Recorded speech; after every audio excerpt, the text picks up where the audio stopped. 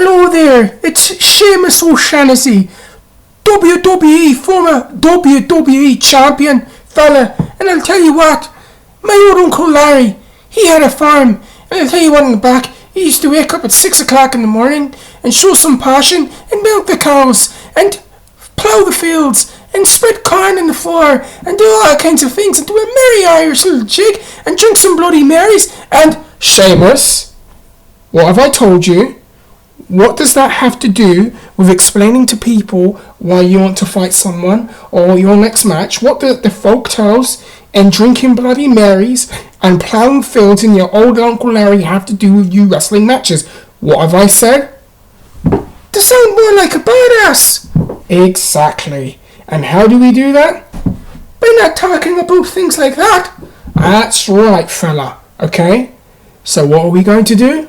Not talk about folk tales. We're actually going to talk about sounding tough and doing that, because what happens if you went into a pub and you had a fight with someone, and before you're going to beat them up, instead of saying I'm going to kick your ass, you're saying, oh, my old Uncle Larry and some Bloody Marys. That's got nothing to do with fighting.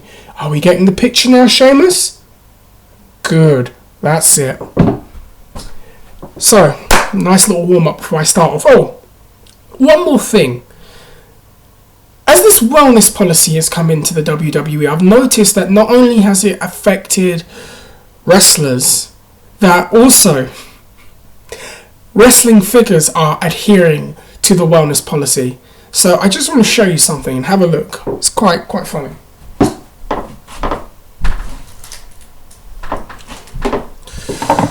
So, Randy Orton, 2005, when he was blatantly doing something. Look at the size of him. Look at the size of his neck. Look at the size of his head everywhere. Alright? Edge, when he was blatantly doing things. Look how big he is. Look how the action figure makes him look huge. And this great big physical presence. Look at the stomach and everything. And granted, it's an action figure, but still, they're making him look like a juiced up super freak.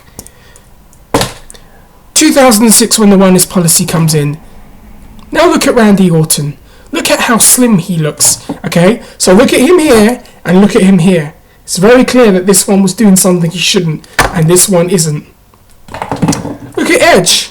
Now look at Edge. It's nice to see action figures are adhering to the wellness policy, by the way. So, what I'm going to talk about now in this part of the video is the future of the pro wrestling business, or really in particular about the WWE, because if I talk about the future of the pro wrestling business, I would need to talk about other promotions like Ring of Honor and CZW and Shikara and PWG, CMLL, AAA, New Japan, All Japan, Noah, TNA, the English wrestling scene. I would need to talk about so many different things, but I want to talk about one person in particular in FCW. Maybe I'll make this a series, NXT. Maybe I'll need to make this a series now, because it's a good way of exposing new names to people. I know in a previous video I talked about Okada from New Japan, and I believe he is one of the guys to carry that promotion, New Japan, into the next 5 years. I think that guy gets better every single time he's out there. Really developed his charisma, the way he carries himself, his wrestling. He's a phenomenal professional wrestler, and he is up there with Tanahashi in New Japan. Now, going back into American, speaking about someone we might know of and someone that has a bit of buzz, obviously a lot of people are talking about Dean Ambrose and The Shield, and a lot of people are very happy and excited about the future of those three guys, but I want to talk about someone else. Now, the thing that interests me is that everyone has talked about this guy's brother, and they've talked about this guy's brother and gone on about how he's going to be this big superstar, and he may very well be, we don't know. But the wrestlers within the company, Big Show did an interview, and when they asked him about people on the way up, he talked about Bo Dallas, and he kept going on and on about him, and other people have hyped up Bo Dallas. Now, I like Bo Dallas. I don't think he's awful or anything, but I don't think he is what people are making him out to be just yet. To be honest, when he comes out, he looks like, and no offense, it's like a 1980s babyface Eric Watts mold, Billy Ray Cyrus looking Eric Watts mold wrestler with cowboy boots who's smiling. He's just happy to be there and come on baby, and smacking the hands and smiling, and he'll walk an old granny across the street. And granted, that's all well and lovely, but that doesn't necessarily click with your audience. Now, you want to talk about someone that I think has a tremendous future and has the things that Bo lacks. It's his brother, who was Husky Harris in NXT, who was in the new Nexus for a little bit and then was sent back to Florida and has now undergone this character transformation under the name Bray Wyatt. And I'm going to go out on a limb here. I think Bray Wyatt is better than his brother.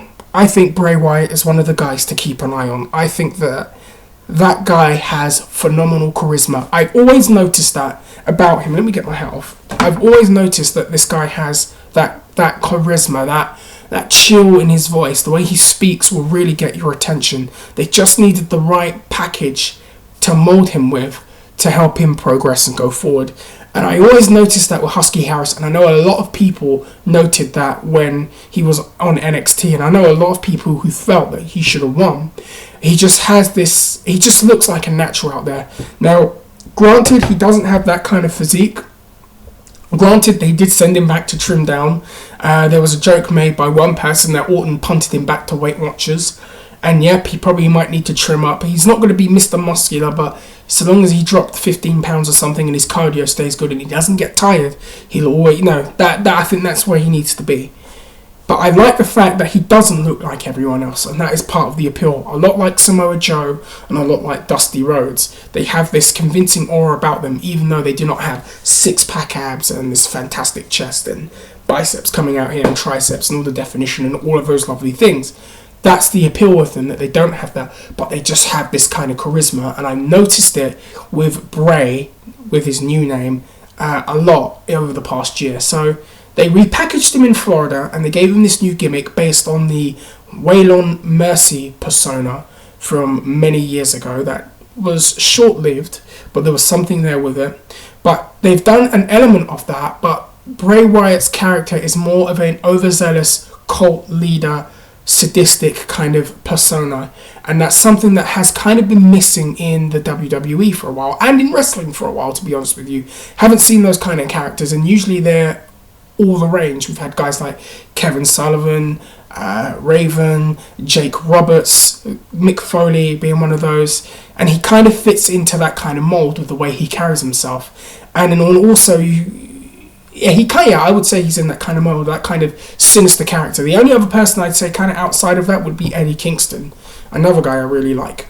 But speaking about Bray Wyatt, when they repackaged him with this gimmick, he did this promo, and I will put it in the description box, and it got my attention right away. And he's standing there, and he is explaining who he is to you, and it's a 3-minute video package, and he's got such a sinister chill in his voice and in his demeanor, where you completely forget that this is Husky Harris. You now genuinely believe that a new character has emerged and that this character is meaning everything that he says, and that there's a sense of organicness, if that's even a word, to him.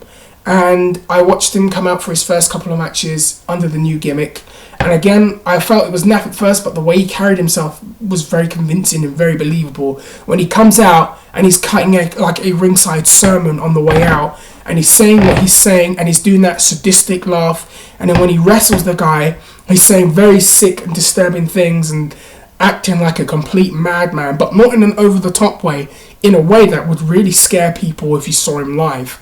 And I love the fact that at the end of one of his promos, he does the Rolling Stones' "Time Is On My Side," and then he referenced that Zandig song, "Mother, Tell Your Children Not to Hear My Words." Those are things that fit with him.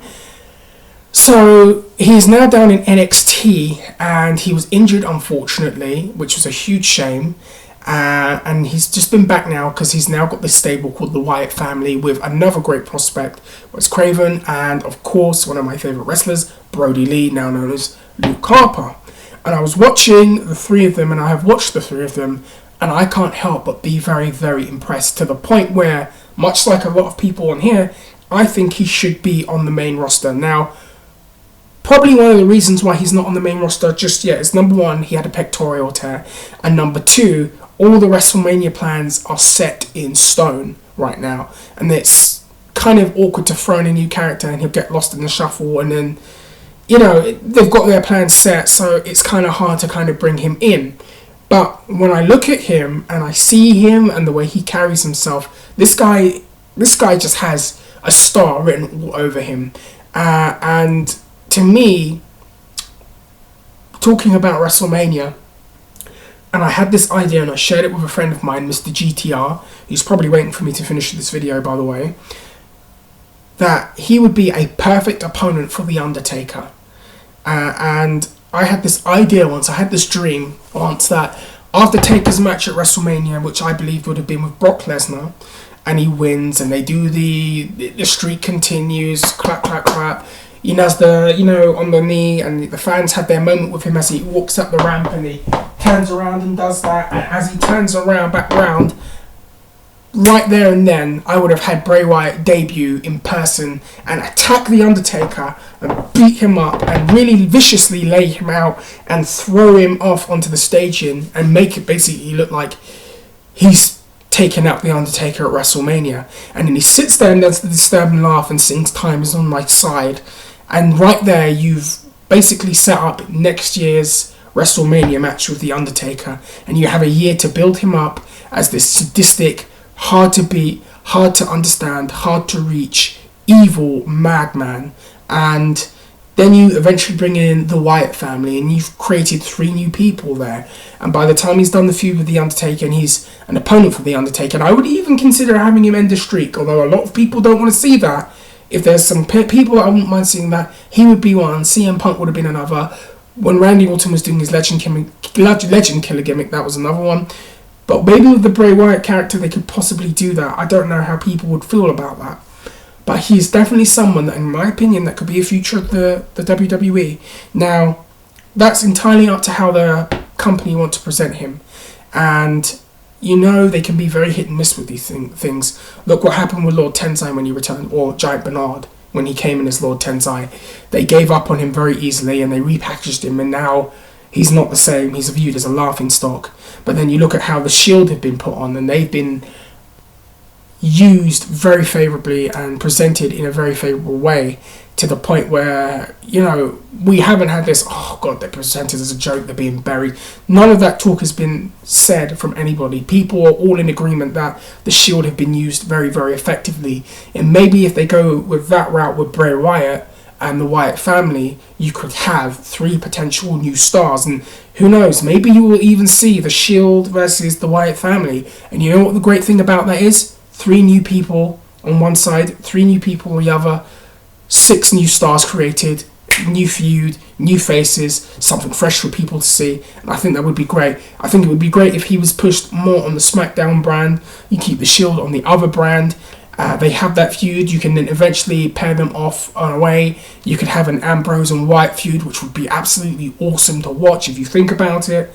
I mean, there's so many things you can do with Bray Wyatt. He could be viewed as he could be the next Jake Roberts, the next Mick Foley, the next Kevin Sullivan, the next one of those evil, sadistic madman characters. And I think that's something they need, and something that's very achievable in the PG era. So I'm going to stop. Guys, you let me know what you think, and you should check out, and I'll put it in the box, there's a promo that he did on Big E Langston that was fantastic. I don't know which NXT episode it was from, but it's just the audio. But just the audio of it is like, it's almost like it's like the Joker Heath Ledger kind of thing. It's a really, really good promo. If you haven't heard it, I'll put it in. You let me know what you think about Bray Wyatt. You let me know about other people you think are going to be the future of the business, whether it's in TNA or WWE or New Japan or anywhere else. You let me know what you think about that. You let me know what you think about Bray Wyatt. Wrestling Forums, hello, by the way. WrestlingForums.com, hello, everyone. Pleasure chatting to all of you. Mr. Anwar Dawson, please do another video. We haven't seen you in a while. We miss you. Stuart Lucrative, I don't know where you are, what you're doing, but you got to get back to me, man. You got to get back to me. I hope you're keeping well. All my subscribers, I hope you're doing really well. I hope you're having a good week ahead of you. And that is it for tonight. I need to go to bed. Take care and Godspeed.